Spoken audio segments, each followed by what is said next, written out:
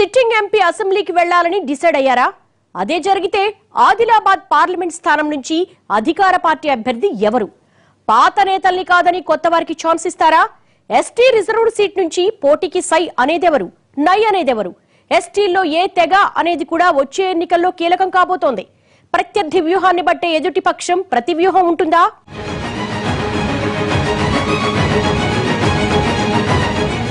Adilabad parliament నియోజకవర్గంలో రాజకీయ సమీకరణాలు మారబోతున్నాయనే చర్చ ఊపందుకుంటోంది.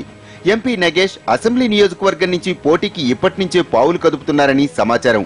గతంలో మంత్రిగా పనిచేసిన ఆయన మరోసారి ఎమ్మెల్యేగా పోటీ చేసి గెలిచి కేబినెట్ లో చోటు దక్కించుకోవాలనే ఆశతో ఉన్నారని టీఆర్ఎస్ లో చర్చ జరుగుతోంది. ఎంపీ నగేష్ బోధపై గురిపెట్టారనే ప్రచారం ఆసక్తి రేపుతోంది. ఒకవేళ అదే జరిగితే ఆదిలాబాద్ ఎంపీ స్థానం నుంచి అధికార పార్టీ అభ్యర్థి ఎవరనే అంచనాలు అప్పుడే మొదలైపోయాయి.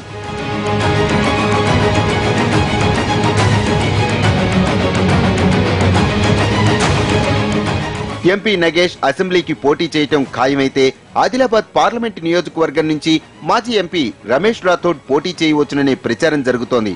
అయితే రాథోడ్ ఖానాపూర్ అసెంబ్లీ సెగ్మెంట్ నుంచి పోటీకే ఎక్కువ ఆసక్తిగా ఉన్నట్లు ఆయన అనుచరులు చెబుతున్నారు. రేఖా నాయక్ ఇక్కడ సిట్టింగ్ ఎమ్మెల్యేగా ఉన్న రమేష్ రాథోడ్కే అవకాశాలు ఎక్కువగా ఉన్నాయని ఆయన అనుచరులు ప్రచారం చేసుకుంటున్నారు. రమేష్ రాథోడ్ కుమారుడు రితేష్ రాథోడ్ ఆదిలాబాద్ ఎంపీ స్థానం నుంచి పోటీకి సిద్ధమవుతున్నారనే చర్చ కూడా ఉంది. తన కుటుంబానికి ఉన్న ఇమేజ్ తో పాటు పాత కొత్త కేడర్ కాంబినేషన్ తన కుమారుడికి ప్లస్ అవుతుందని రమేష్ రాథోడ్ లెక్కలేసుకుంటున్నారట. ఎస్టీ రిజర్వ్ సీటు కావడంతో అధికార పార్టీ ఎమ్మెల్యే భర్త కూడా ఆదిలాబాద్ కాబోయే ఎంపీని తానేనని ప్రచారం చేసుకుంటున్నారట.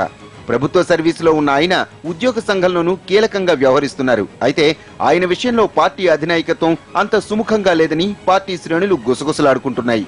ప్రభుత్వానికి వ్యతిరేకంగా కోర్టుకెళ్లి మరీ కోరుకున్న చోటికి బదిలీ చేయించుకున్నారనే ఆరోపణ ఆయనకు మైనస్ పాయింట్ అంటున్నాయి గులాబీ శ్రేణులు. అయితే పరిస్థితులు ఎలా ఉన్నా ఎంపీ స్థానంతో పాటు 2-3 చోట్ల ఎమ్మెల్యే అభ్యర్థులు కూడా తమవారే ఉంటారని ఆ ఎమ్మెల్యే భర్త వ్యూహాత్మకంగా ప్రచారం చేసుకుంటున్నారని టాక్.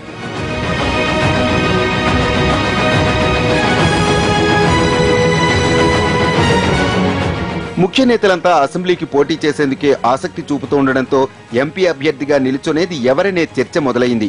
కాంగ్రెస్ పార్టీ నుంచి మాత్రం ఇదివరకు పోటీ చేసిన నగేష్ జాదవ్ గాని లేదంటే సోయం బాబురావు గాని బరిలో ఉంటారనే ప్రచారం ఉండగా ఎస్టీల్లోనే లంబాడనా ఆదివాసినా అనే సమీకరణాన్ని దృష్టిలో పెట్టుకుని టీఆర్ఎస్ నిర్ణయం ఉండవచ్చునని భావిస్తున్నారు.